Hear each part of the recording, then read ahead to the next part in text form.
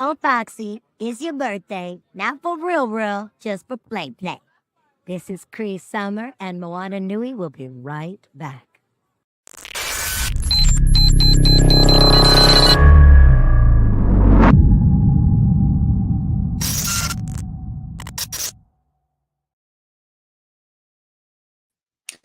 Aloha mai kako, everyone. Welcome to the Moana Nui Podcast. This Wednesday, August 21st. Tonight we are doing our Indigenous Legal Insights episode, and this is where we get to share some legal advice and information with everyone and hopefully answer questions that you all might have. Today's topic is like copyright, trademarks, and then like image, likeness, and brand. And so, like all of these different aspects that we have to think about, whether you're a small business owner or a creative, which I know a lot of our community are. A lot of these aspects that we have to navigate, and maybe like even as you came into this, like you didn't even think about this stuff. And then especially as like the industry is evolving with like AI and all of these things that are, tools that can be helpful but can also be hindering, depending on like how they're being leveraged. So let me welcome Kumu Manu, who is our co-host and a rock star for this particular segment. I'm really, honored to have her as part of our team and bringing all of this wonderful content to you guys. So make sure you guys engage, ask questions in the comments. We love to make this discussion and help you guys too. So let me bring her on. Aloha, Kumu. Aloha, how are you? I'm doing good today. How are you? Same. Good, tired. I'm sure as you are. Tired, but still pushing on. Yes. So today we're talking about some fun topics. Well, depending on maybe fun for lawyers. Important topics. Yeah, Important topics that we should all be educating ourselves on so that we can protect ourselves and the work that we do. So I think we wanted to kind of get started of like the history of like how copyrights and trademarks came about, and how does that impact where we are today. No, interesting stuff. So I'm going to be reading a lot today because it's very intricate. So I want to make sure that I cover it all. But the legal protection of likeness has its roots in two fundamental rights: the right to privacy and the right to publicity. The concept of protecting a person's likeness dates back to the late 19th century. And when the rapid rise of photography and mass media began to pose new challenges to personal privacy. We won't even get into social media today and how we knowingly violate or unknowingly violate our own personal privacy. But one of the most earliest and influential cases was Robertson versus Rochester Folding Box Company. And this is a case from 1902, where the plaintiff sued a company for using her image without consent in an advertisement. We see this all the time, still to this day. Although she lost the case, the result was that the public outcry led to the first privacy law in New York, which recognized the unauthorized use of a person's likeness as a violation of their right to privacy. So as the entertainment industry grew, particularly with the advent of film and television, the commercial value of a person's likeness became more apparent. Celebrities in particular began to see their images as marketable assets, so property.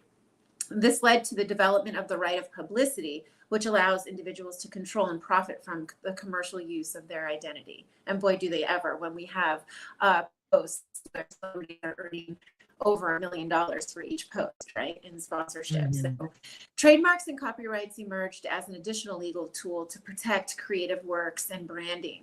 However, these tools are often misunderstood in the context of likeness rights. There is a difference between these, and we'll discuss this in a little bit. While a trademark can protect a symbol, logo, or even the likeness associated with a brand, and a copyright can protect creative works such as photographs or illustrations, and more. We'll talk about this. These protections do not override a person's right to control their own likeness. A copyright. So let's define what a copyright is. It's a type of intellectual property law that protects original works of authorship. You know this very well, being a creator yourself, and it's literary works. So it protects published and unpublished works, including literary works such as novels, poetry, blog posts, and computer code, dramatic works such as plays, operas, and musicals, musical works such as songs and sheet music, artistic works such as paintings, sculptures, and illustrations, and then other works such as films, movies, however long the duration. So it could be a short, long short, or a feature, sound recordings, computer programs, and architectural works. So that's what can be copyrighted with the U.S. Library of Congress. Now, what can be trademarked with the U.S. Patent Trademark Office, which you'll hear me say USPTO, that's what I'm referring to during this time we're together tonight. A trademark is a word, phrase, symbol, design, or a combination of these things that identifies a business's products and or services. Trademarks help customers recognize a business and distinguish it from competitors. So this means the quality, right? And I'll give you some real life examples later on during this podcast, but they also provide the legal protection for the brand and to help guard against counterfeiting and fraud. We see this all the time. I mean, most notably, we see infringement of goods of brands that are high name, right, from all over the world. So here are some examples of things that can be trademarked. Words under this would be product and service names, nicknames, slogans, letters, abbreviations, and numbers. Next would be designs, logos, packing designs, and multimedia signage. Even sounds, have you thought about that? So such as the NBC chimes, the AT&T jingle, the 20th Century Fox, or ding, like Netflix when you open it, right? And Anheuser-Busch. So we think about all these jingles that are associated with, you know, what we see with brands as far as the commercials or when you log into the service, those can also be trademarked. Colors, color combinations or schemes like the brown of the UPS truck. So that's its own special color. And even smells. Hashbro received a trademark for its smell of Play-Doh in 2018. But scents can only be trademarked if they don't serve a practical function in a product or a service. So very unique, very interesting. So that's a little bit of the background of what we're dealing with and what we should use the protections for. I would have never thought that like a smell would be trademarked. That's crazy. Interesting. How do you even describe it? It's like a patent, you know, when you have to describe every function and the design of what you've invented, you know, so it's kind of the same thing. Interesting. So, Yeah. A lot of things that I hadn't even thought about, you know, like wow. So, you know, in today's kind of market, here we are, and you know, a lot of the, like you were talking about, like a lot of the brands that we recognize, I think like Coca-Cola or like Pepsi, you know, like all those things are ones that like, oh yeah, that's really stamped on your brain. Like that's definitely their trademark. But the Netflix ding, I was like, oh, that's I guess that does make sense. Like you do know you're on the service. it's true. You hear it. You expect to hear it. Yeah. Yeah, for sure. So, you know, in today's digital landscape, right? Like lots of digital media out here. What are image rights and why are they important? Like what should we be considering here? Okay, so let's we'll probably go over first what they are. Image rights are legal rights that protect a person's characteristic features and personality and gives them control over how their image may be used.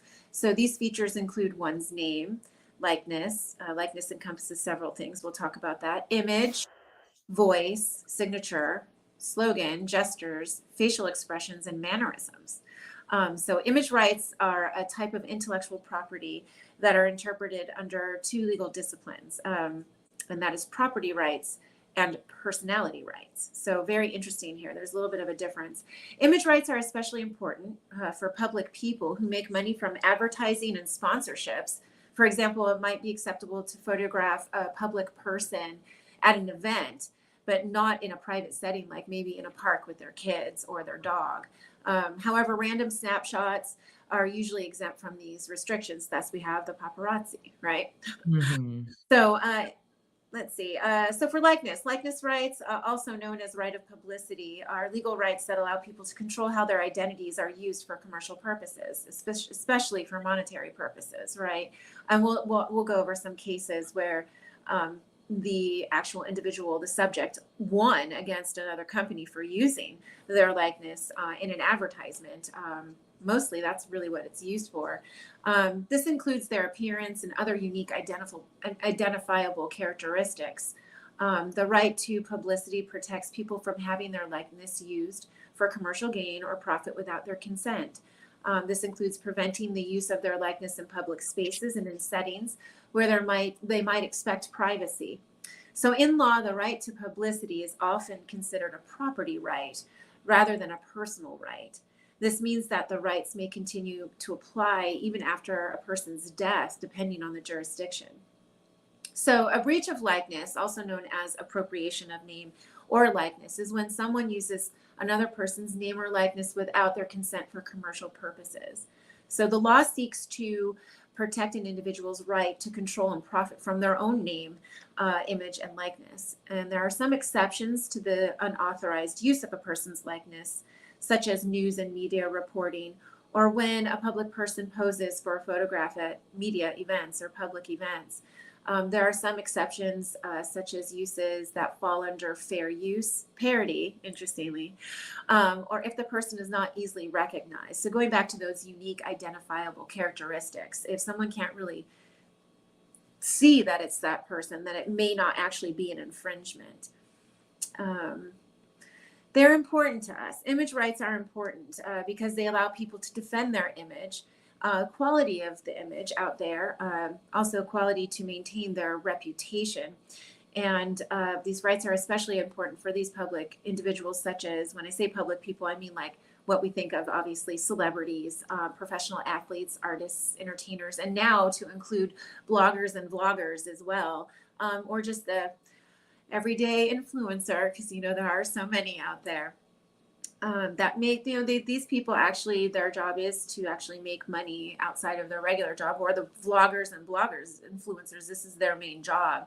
So it's important for them to maintain their image and who says what they endorse. I have a real life example of this. There is someone out there making weapons under my name and selling them on up to 18 different platforms right now. The weapons that are out there are absolutely not in integrity with the lines in which we make our weapons or the size, and it's caused an issue, especially when one student showed up and said, "My husband bought me this for my birthday. It's one of your weapons." And I said, "No, it's not." That's horrific. That's never going to trap an arm. And that's like, this one is specifically made for the eyes. Why is it extending way out here and not here? So people are buying these weapons with my name associated to these weapons. And it's, there's really, I can't even find who is actually selling them. So it's an issue out there. People can slap that on there. And then how do you actually enforce that? And we'll talk a little bit about how do you monitor first to see if a trademark or a copyright of yours that you've been diligent about filing, how do you enforce that? How do you stop infringers from using it and keeping up on platforms where they're selling things?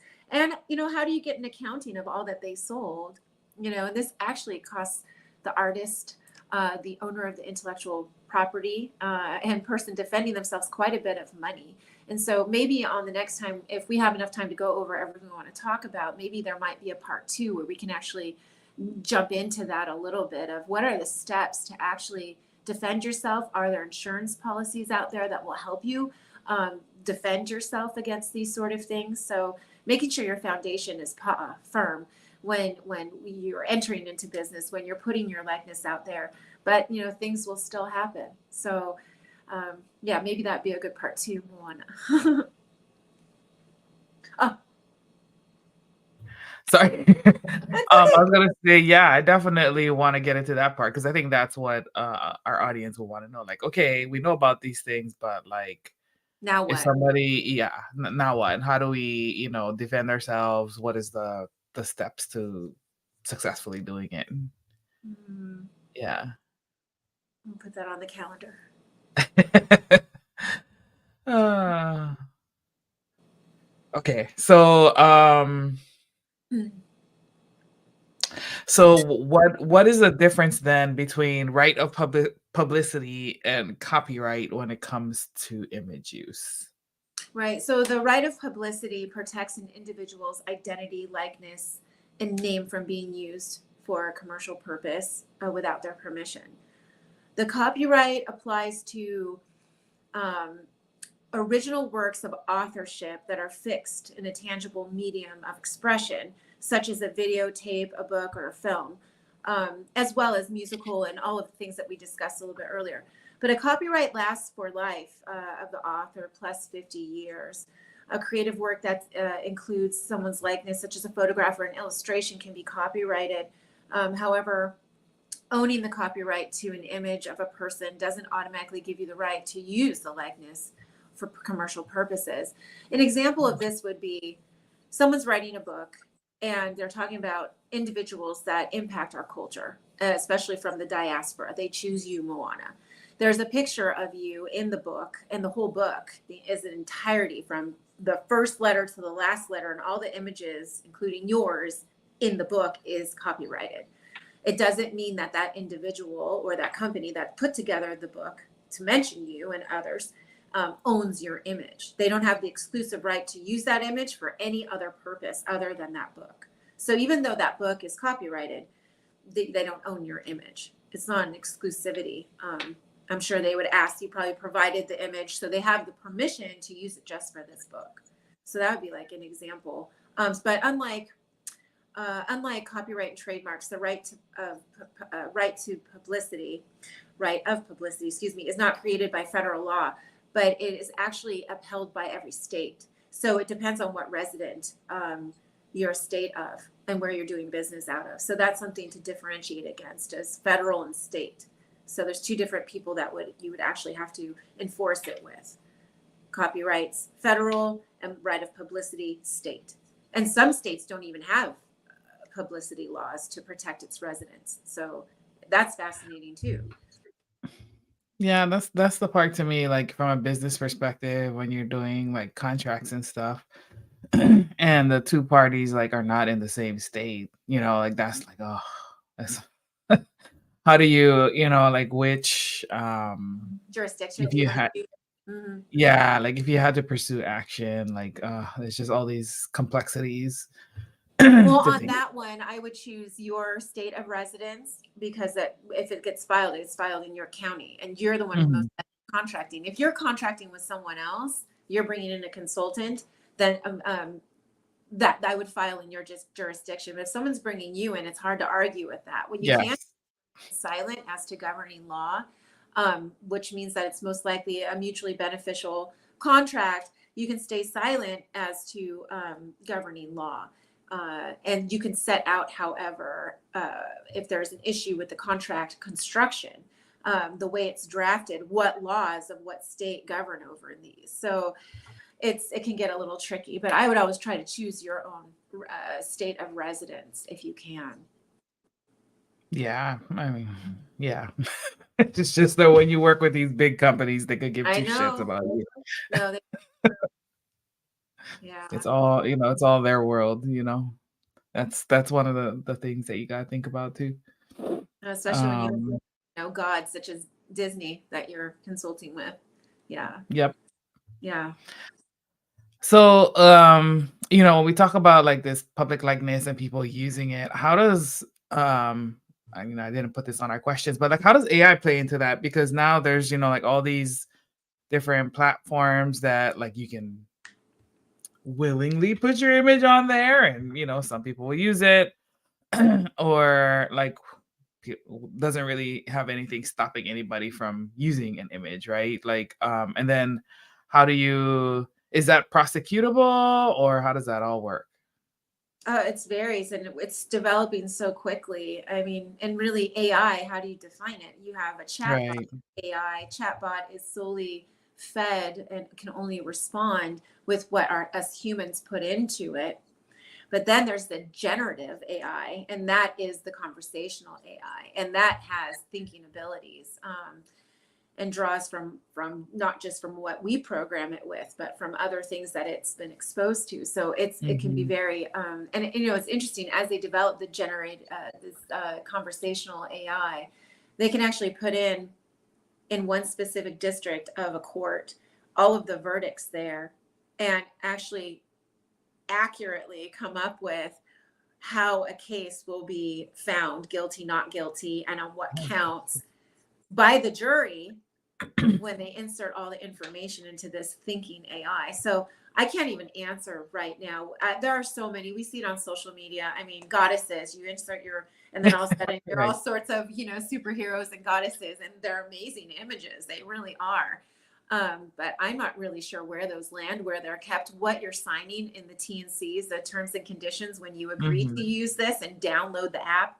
So it is facial recognition is a big one everywhere. I went through it yesterday flying home through TSA, having pre-check, and also global entry. Same thing when I come back into the United States. It's like our face out there we see it on movies where they can track people, but we literally have our bone structure out there, and they can identify us anywhere at any time. I don't know if there's any overall AI that's able to view that. So we've got some privacy issues here and tracking, and that goes more into other areas of privacy, security, and monitoring with the government. But I mean, as far as our voluntary, I actually don't know. But if you think about this, the government is able to access all of these programs if they serve a subpoena or if they serve a warrant to come and take a look at the system. So we've heard also, now, DNA, not AI, but DNA, that going into the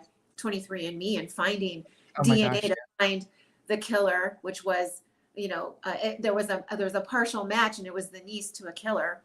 So the uncle murdered someone, and they were able to actually prosecute him on that. And that was through 23andMe. So there's all these identifiers out there that violate our privacy. Not to say that he shouldn't be found, of course, but we just don't know where that information goes. I'm following it pretty closely right now because I need to do more research this week. But AI is a big issue, even at my workplace. So what do we use? How do we use it? What are the parameters? Where are the restrictions? What can it access? Who is it communicating with? Where is this data being stored? What file is it being stored in? Is it a one-way push, two-way push? It's interactive. So there's a lot going on in AI. Sorry to go on and on. Oh, no. I know it's like a very evolving topic. So I just wanted to hear like your thoughts on, where things are now. Before we go to the next one, there's a question in the comments. My friend is a voice actor, and she was contacted by a person who used her voice from her video with AI to have her speak over a song in a very risque way. What is within her rights to fight against this? They didn't ask her permission, but all they did was contact her to let her know that they were using her voice. Wow. True infringement right here. A very sad example.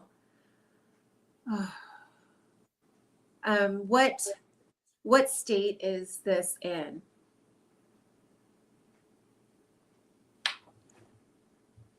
Yeah, we'll see what they say. I think it's Dana.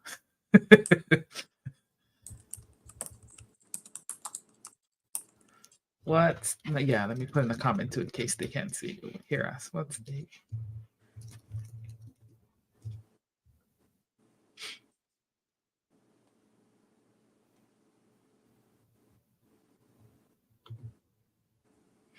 Okay, so while we're waiting for an answer on that, that's like a Georgia, she said. Okay, let me go ahead and search that right now.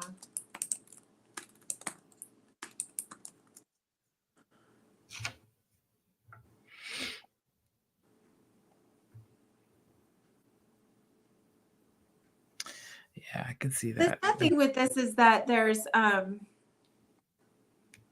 there's laws aren't catching up to the way that these criminals, these infringers are operating. So unfortunately, I Mhm. don't see anything here other than using AI generated voices and robocalls to be illegal in Georgia right now. Georgia may not have caught up. So I will have to make a note to look this up and research, dig a little bit deeper. I'm sorry, I don't have an answer right now. It's okay. Yeah, I could see this happening quite frequently.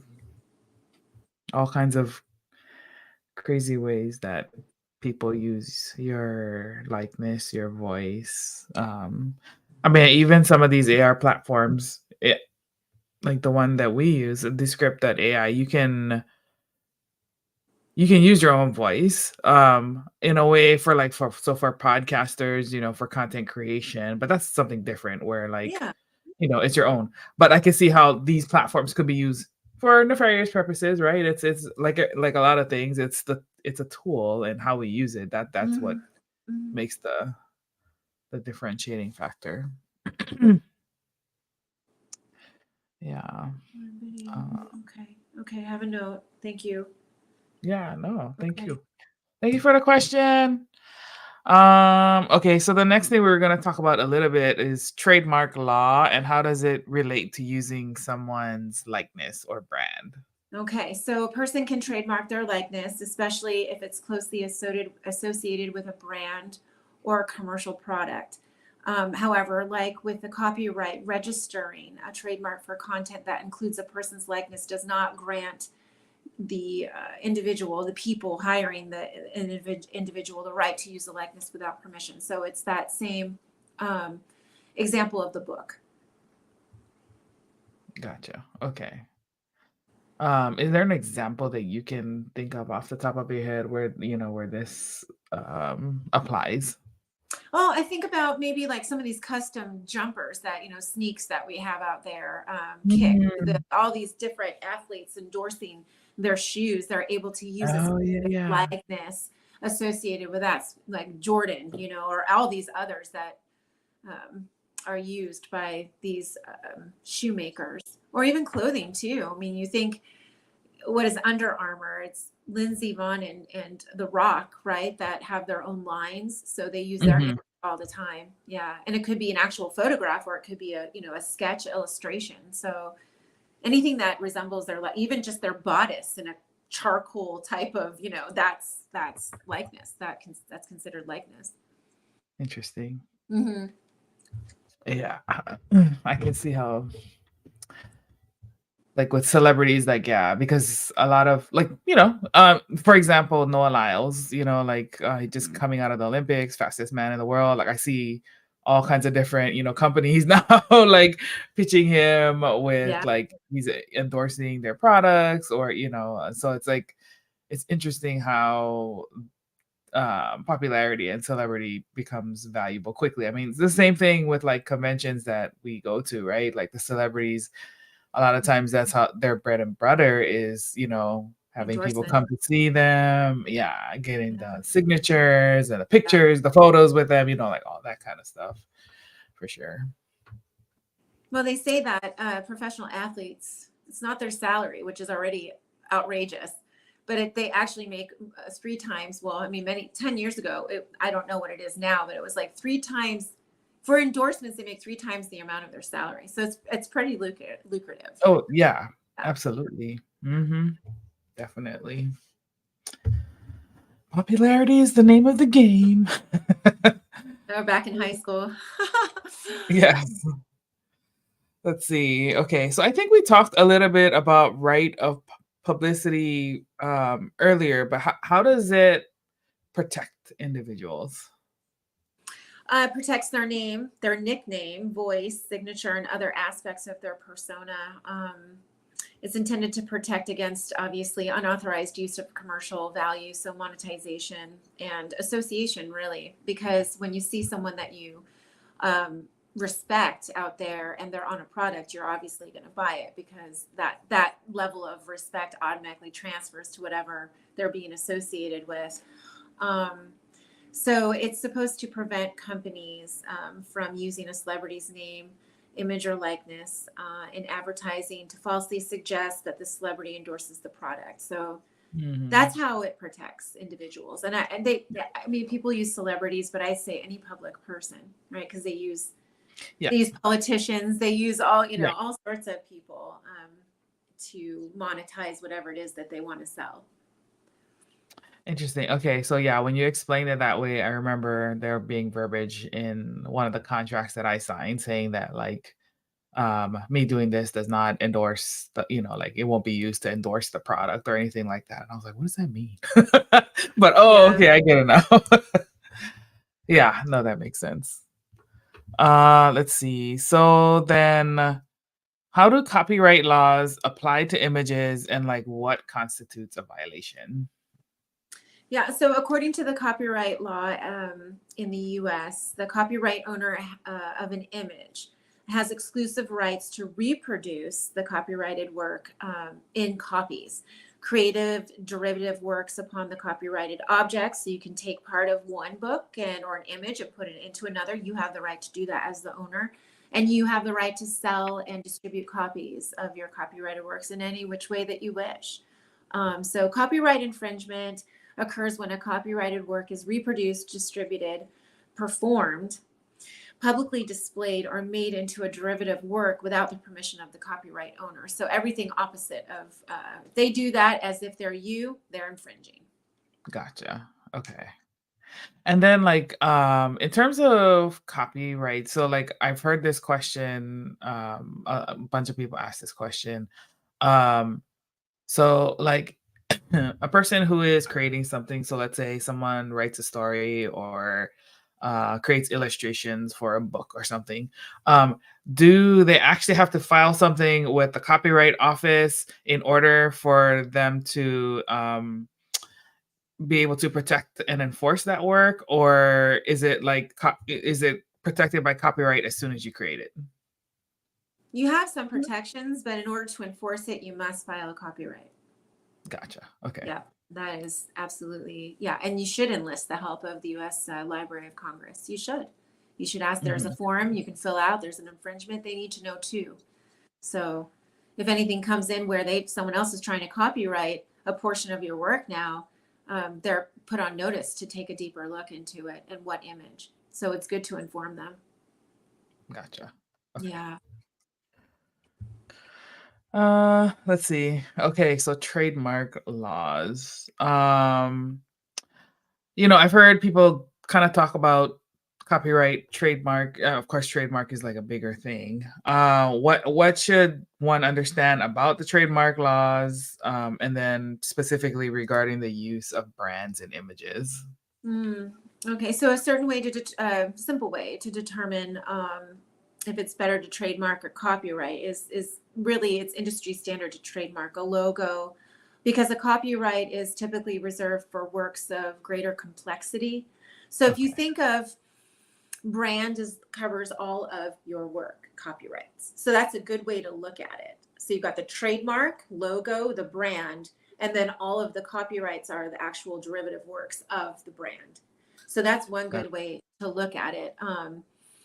Trademarks prevent consumer confusion as to your brand and protect your business name, saying, or logo from being used by others to sell goods or services, or services and goods. I wouldn't say services as much. I'd say goods, actual products where the consumer, we'll talk about Adidas in a moment, but maybe someone creates a shoe or a pair of pants or a running jacket and it's got one little micro stripe in between and you can't really tell.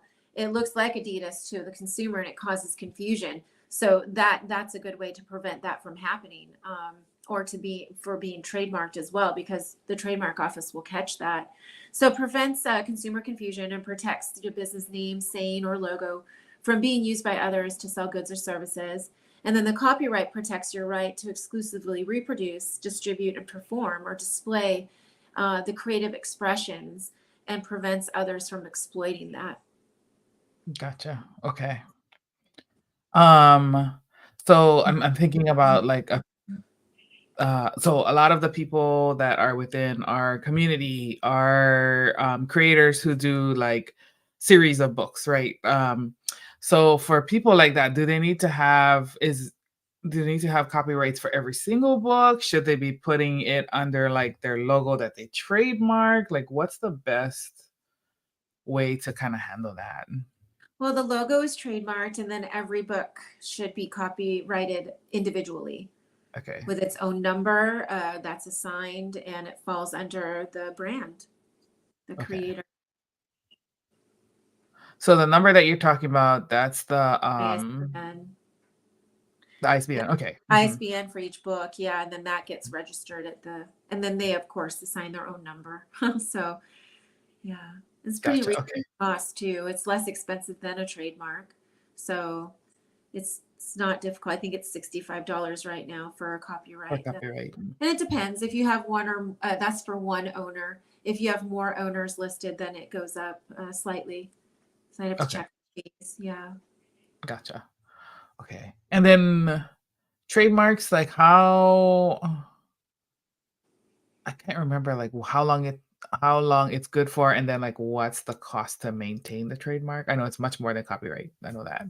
Yeah, it's I'd have to look. I think it was $275 if you go through the TEAS system. It's online Okay. filing.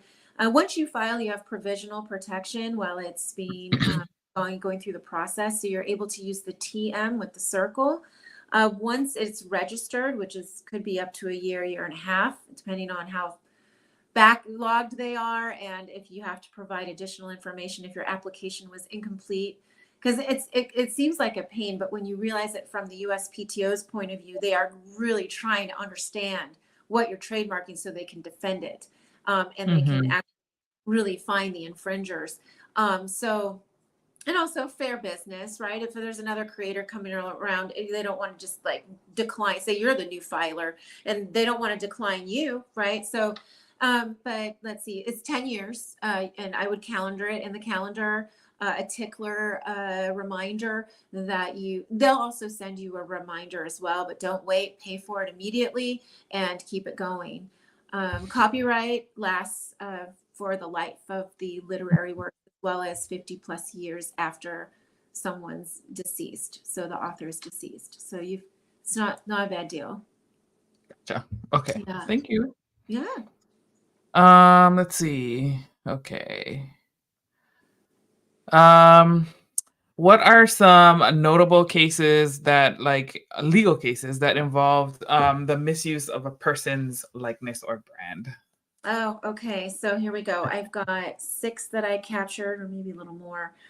Midler versus Ford Motor Company was one. So in 1988, of course, Bette Midler won a case against Ford Motor Company after they used a sound alike singer to imitate her voice in an ad. And the court ruled that Ford misappropriated Midler's right of publicity of her singing voice, and which she had the right to control. So she won that case. So there's Bette Midler. Waits versus Frito-Lay. Interesting. In 1992, a gentleman named Tom Waits won a case similar to Midler's, where Frito-Lay used a sound-alike performer to imitate his voice in an ad.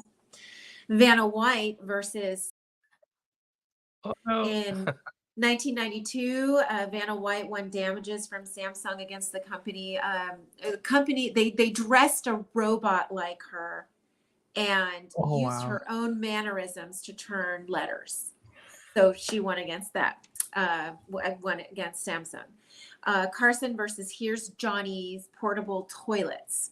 In 1983, Johnny Carson won a case protecting his signature phrase, "Here's Johnny," from being used in commercials without his permission. Fraley versus Facebook, a class action lawsuit against Facebook for profiting from its users' publicity rights without their permission or compensation. So this was a class action. So this was good. I'm not sure how Facebook used his or her likeness, but clearly the court felt that it was an infringement of likeness, right of publicity. And then 2 more. Michael Jordan versus Dominic's Finer Foods. Dominic decided to use Michael Jordan's jersey for a sale on beef. And so he sued and won. And Lastly, Einstein's case, which of course, his estate keeps trying to enforce his likeness, is a case involving whether Einstein's likeness could be used after his death, even if he hadn't commercially exploited his right of publicity during his lifetime. So it's almost like the contentious Michael Jackson likeness case. And that's not just likeness, name, image, all of that. It's also his works, his derivative music. work. Yeah. Yeah, absolutely. And so there's people that owns one song and another song, and the estate was trying to wrangle and retain or reobtain rights to his works. So yeah. Notable cases, though, involving the misuse of a person's likeness or brand. So I wanted to focus on brand. Okay. So here we are at Adidas versus Payless shoes. Remember Payless? I mean, they're out Yes. now, but Adidas sued Payless for selling shoes with 2 and 4 stripes and won in 2008 with a $305 million settlement. So I'm not sure how many shoes they sold, but I doubt it. 305 million. So yeah, they paid out of pocket for this one. Tiffany and Company, not my style, but women love it. Versus Costco. Tiffany sued Costco for selling Tiffany engagement rings without authorization. And they won in 2016 a settlement of $19.4 million. Not that they needed any more millions. I was about to say. But they have the money to defend themselves, and this will go into that, contingency account for things like this. Plus, we were speaking about counterfeit goods, and both Adidas and Tiffany and Company have infringers out there making millions off of their brand, unauthorized. So Starbucks versus Starbucks. Starbucks, known for its green mermaid logo, sued a small cafe named Starbucks Cafe in 2016. I'm not sure who won there, possibly Starbucks. This one is a really interesting one. Iceland versus Iceland. Icelandic government agency sued a British supermarket that owns the Europe-wide trademark registration for the word Iceland, arguing that it prevents Icelandic companies from promoting themselves abroad. They won. So that's fascinating. Now, this brings up also the discussion I don't have the answer for right now, but can look it up. Where did they file? Did they file in Icelandic international jurisdiction, for their intellectual property? Did they have to file in Britain? So very interesting how that worked. Maybe they filed. Did they sue them in Britain or did they sue them in Iceland? So interesting. One other one I have is Technosport versus BMW. Technosport argued that they were a specialist in repairing BMW cars and that the use of the logo was necessary to inform customers of their service, but the court ruled in favor of BMW. There is a licensing agreement that needs to be put in place to use any logo, whether it's the Moana Nui Podcast or BMW. And it has to be a limited use license to be able to use it in specific ways for a specific period of time. And then if monetization comes into that, then that's a whole different part of the licensing agreement provisions. But just to use someone's name, image, and likeness, definitely brand, it needs to be in writing in a licensing agreement. Gotcha. Those are the cases those are all really good. Were you ever tracking that one, the one case where I think it was a halal in Japan was like I think it was it a copyright or a trademark where they were trying to use one of the Kumu's names?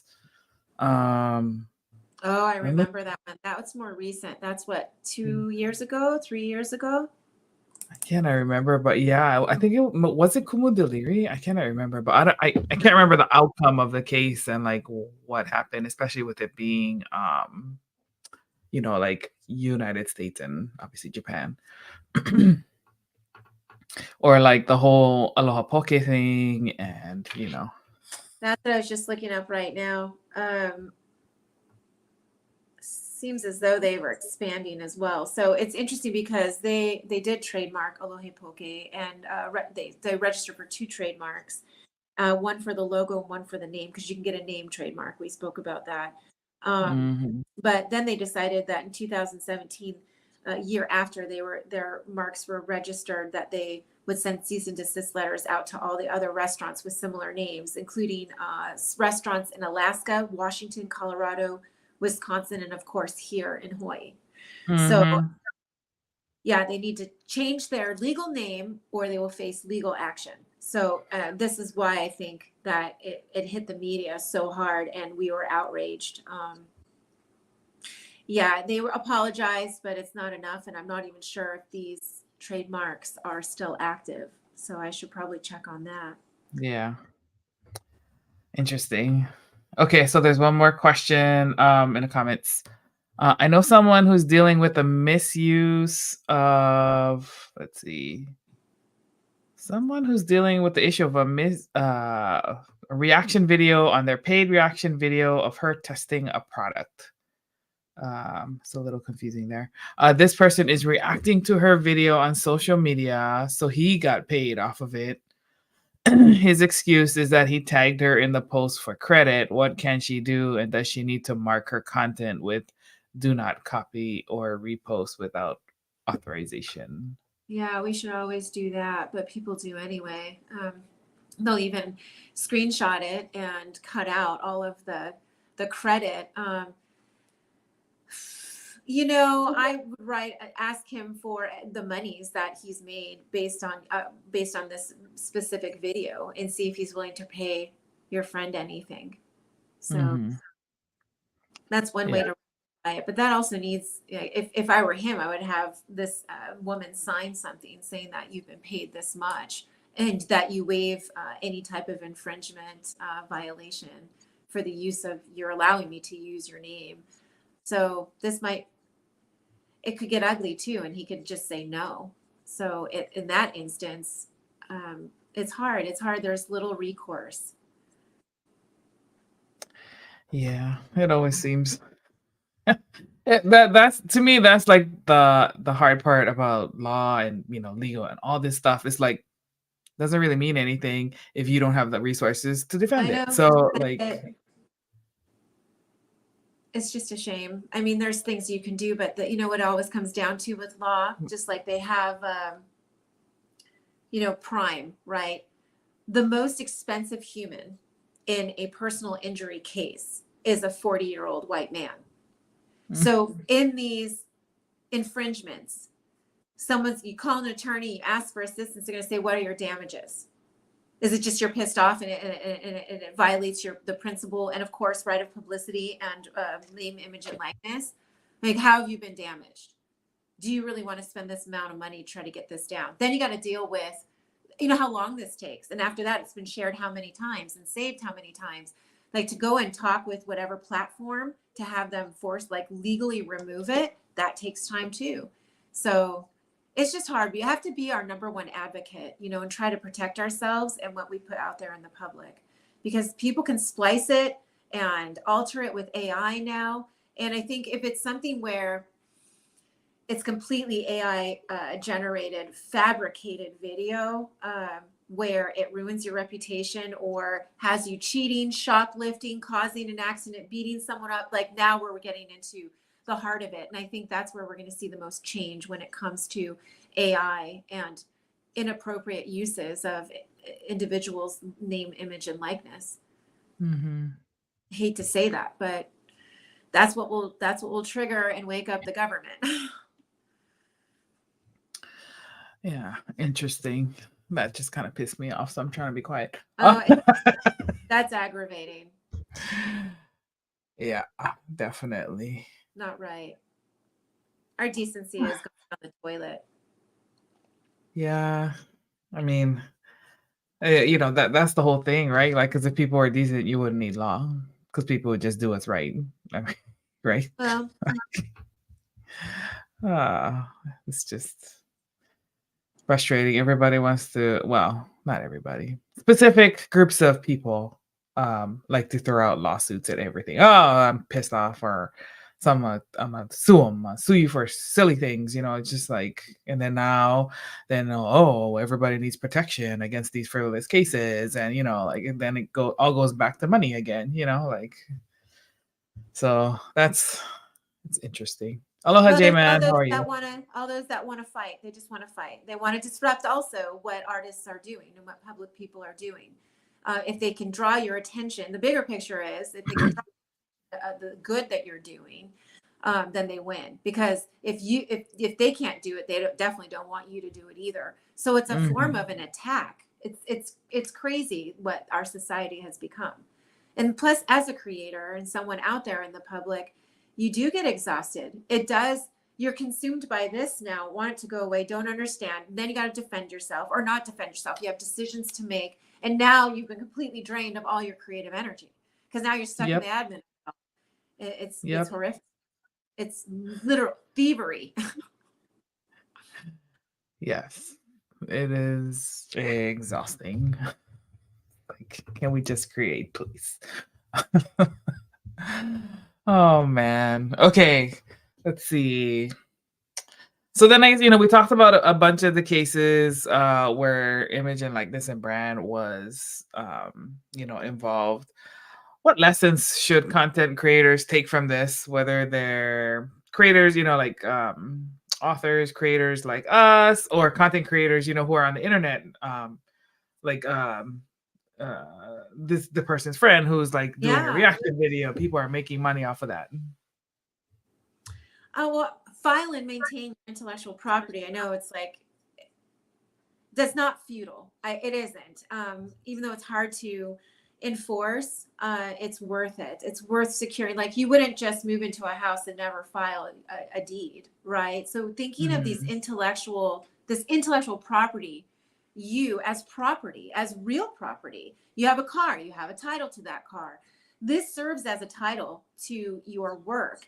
It further identifies you as the owner, which is very important if you do in fact have to enforce an infringement and defend yourself against allegations of infringement. So file with the USPTO, file with the Library of Congress, and make sure you maintain those, making sure that all your paperwork is good. You don't have to do it every day. We don't need to be neurotic, but every year, make sure things are still active. They're still good. If you have an LLC and a business, that's the brand. Make sure you filed your statement of information annually, letting them know each state is different. Could be every other year for some states, but that, your address is still the same. This is still the same person running it. This is who gets served with legal process. Make sure everything is proper there, so there aren't any loose ends.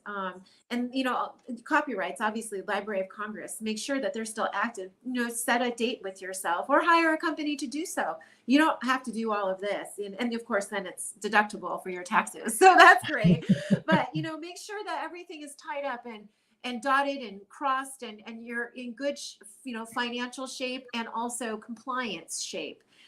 So not just at the trademark copyright level, but also the business level. I would contract properly and fully. Don't let anything go undone. If you really don't like a provision that's in a contract, talk about it. And if the third party doesn't want to talk about it, this is a good indication of what it's going to be like to do business with them. And if this is the honeymoon, what's it going to be like during the divorce if they're already during the honeymoon? So don't let also contracts make sure they don't lapse. If it auto renews, that's fine. Make sure you know how to terminate it with a 30-day, 7-day, whatever day notice. But if it's going to expire, you need to make sure that you put it in place. You amend it so that you extend the term, the life of the contractual relationship, and don't let it just expire. And also make sure that taking a look at the contract, has anything changed during the performance and in your relationship? How has your relationship changed as to your image and likeness and name and anything else that you're allowing a license for someone else to use? Has it changed in any way? Have you added? Have you subtracted from their use and their permissions? Make sure that original contract is amended to provide for all of that, because the worst thing you can do is try to enforce a contract when things go bad in the court and the judge says, well, it says here you're supposed to do this. Well, you're in breach of your own contract too. Well, that changed. We agreed. We have an email. Well, then you should have amended it. Maybe they'll let it slide, maybe they won't. So making sure that it doesn't get altered in some way through performance and not in writing. Always try to make sure that edits are made in writing and signed by both parties. And then monitor your infringements, copyrights, and trademarks. So, for copyrights, you manually search. You can do a key search, just go in on there, do Google search if you'd like, and see what else comes up that's similar to yours. And is it infringing? Is it too close to what you're offering the public? Are they actually copying some of the public information that you have out there that causes confusion with the consumers? There is something that you can get now is looking for key phrases and titles of your content in search engines such as Google's reverse image search. And you can find copies of your content there and anything that is similar.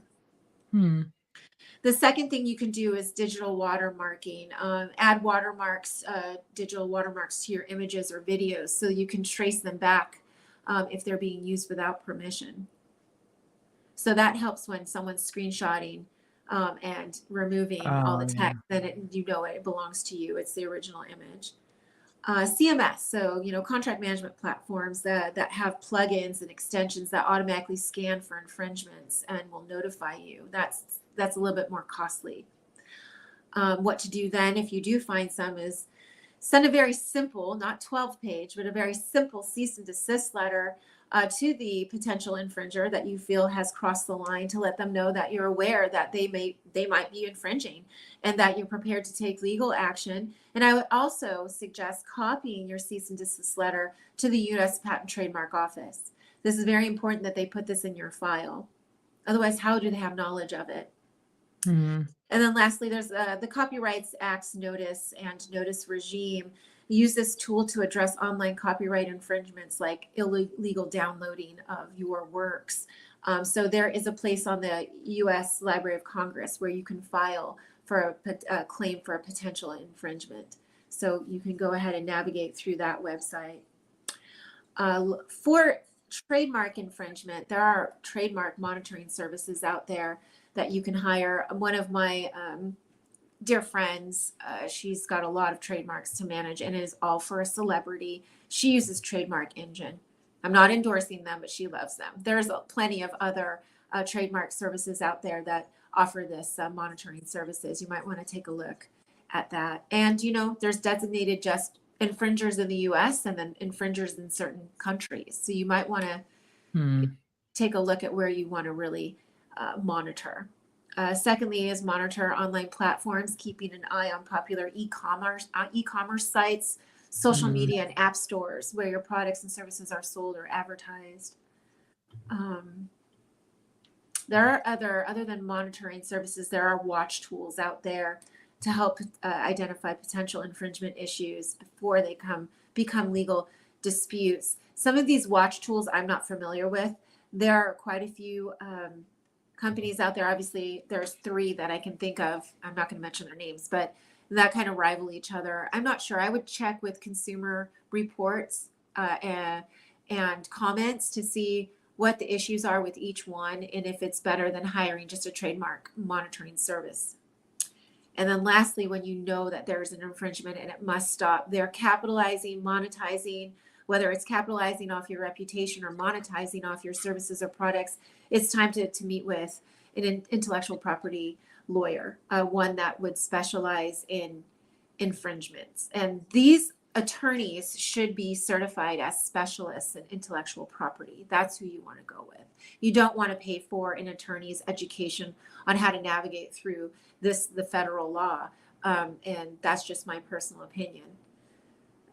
Definitely. Yeah. So those are some of the What'd you say? I said you definitely want the expert. Yeah, you do in this. You really do. Gotcha. All righty. Well, as always, you have given us so much to consider. Yeah. So much information. I don't know, guys. Legal stuff is always a little bit of overload, but it's good information though. And I think it's important for us to at least hear about, even if we're not quite in the position, but just things to consider as you move forward with your creative business, or there's just so many ways to leverage the internet, and so many different digital I can't remember, like I can't figure out what the word I'm trying to say. It's just the considerations of like so many ways to just have to protect yourself. True. Especially when it comes to privacy, because that's I don't even know that it exists anymore. But yeah, so okay, so it sounds like maybe we might have to have a part 2 to talk about like, okay, like what do I need to do step by step? Maybe a short, like a half an hour session or something. That'd be great. Like that. Yeah. We can go over filing for both, and maybe I can share my screen and we can go through it. Yeah, that would be cool. Yeah. So, in each state, not all states, but there is a way to file for a trademark within the state of your residence. Like state of Hawaii has its own intellectual property section. So does California. So does DC. So does Georgia. So if you want to start somewhere, and it's 1/3 of the cost usually to file in your state, you can do that. So that's another resource for creators and individuals that are getting work out there, birthing it into the world and starting companies. So you might want to check out your state of residence and see. You can go ahead and type into, like, it's usually with the Secretary of State. It's different in each state, but Secretary of State will have, I think that's correct. I know that it's in Hawaii, it's the Hawaii State Public Library. So very interesting there. Yeah. So which makes sense because it's like a portfolio of information. But yeah, California has the California State Portal, and it goes over fundamentals and how to file an application. So you might want to check it out. Nice. All righty. Well, with that said, thank you so much for being here with us in our monthly Indigenous Legal Insight segment. Thank you, everybody who's tuned in and engaged with us with your questions tonight. As always, we appreciate it.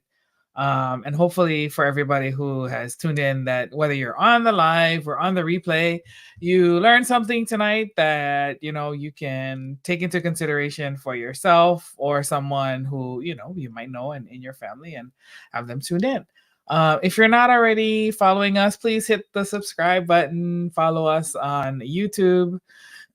And you can get notifications of all of our different types of content. This particular segment is a monthly segment, and it is every 3rd Wednesday of the month. So if you want to be tuned in for all of the legal stuff, 3rd Wednesday, mark your calendars. Because it's so much fun.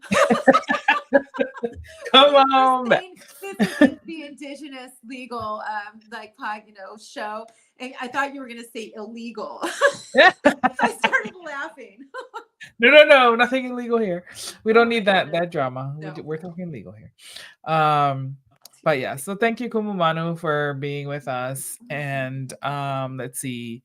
Tomorrow we have tomorrow is our session on financial planning and budgeting. So if you need help getting your finances in order, and just really don't know where to start, come on by tomorrow, 8:30 p.m. Eastern Time. We are bringing that episode in our partnership with CAPA, the Center for Asian Pacific American Women. Oh, wonderful. Financial health is so important. Yes. We can't think of it as money. We have to think of it as resources. So that's fantastic. Right on. Resources, which comes into mental health. Like it's all the things. It's all tied together. Yes. So definitely tune in for that tomorrow, 8:30 p.m. And then I think that's the last one for this week. Whew. Yes. You can get some rest. Yes. But yeah, so everybody, please follow Kumu Michelle. Where can they find you best online, sis? Oh, I'm on Facebook, Instagram, and X, Twitter. So okay. Yeah, Michelle Manu, MANU. Alrighty. Sounds good. Well, with that said, take care, everybody. Enjoy the rest of your week, and hope you guys have a wonderful weekend. Take care. Bye.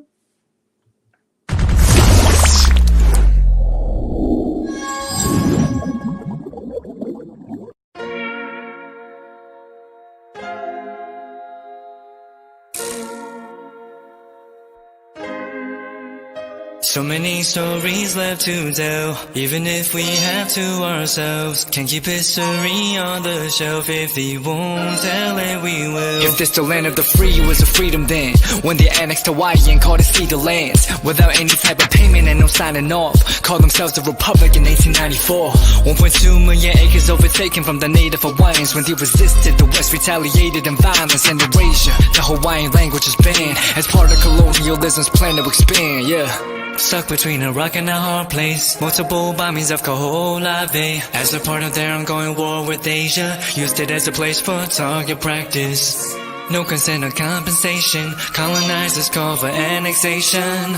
No work out for all the locals. School will never let you know. So many stories left to tell, even if we have to ourselves. Can't keep history on the shelf. If we won't tell it, we will. Too many stories left to tell, even if we have to ourselves. Can't keep history on the shelf. If we won't tell it, we will. We will. So if we put Hawaii into perspective, well, Black and Asian history is interconnected. Considering the fight with the Pacific, then of course versus Asia, they was treated as a middleman for war, but didn't let the Western colorism run its course. Cause dark skin was a sign of dignity to core. The land was taken in the name of capitalism, when prior to it was an actual kingdom. Clap back at the system. Stuck between a rock and a hard place. Multiple bombings of Kaho'olawe as a part of their ongoing war with Asia. Used it as a place for target practice. No consent or compensation. Colonizers call for annexation. No work out for all the locals. School will never let you know. So many stories left to tell, even if we have to ourselves. Can't keep history on the shelf. If we won't tell it, we will. Too many stories left to tell, even if we have to ourselves. Can't keep history on the shelf. If we won't tell it, we will. So many stories left to tell, even if we have to ourselves. Can't keep history on the shelf. If we won't tell it, we will. Too many stories left to tell, even if we have to ourselves. Can't keep history on the shelf. If we won't tell it, we will. We will.